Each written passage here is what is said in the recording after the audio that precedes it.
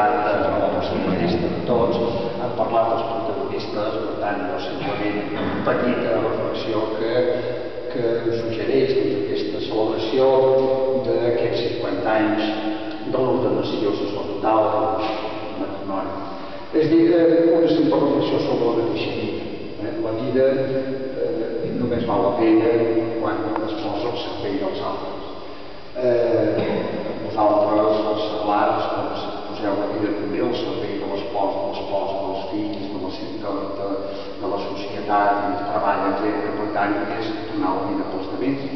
Els sacerdots, els capellans, posem la vida al servei de les persones, de la gent, de l'Església, al servei de l'Evangeli. Per tant, aquests 50 anys de servei realment val la pena i que avui també, Maria Magdalena també és un servei de cara als seus germans que van anar a anunciar la resurrecció de Jesús.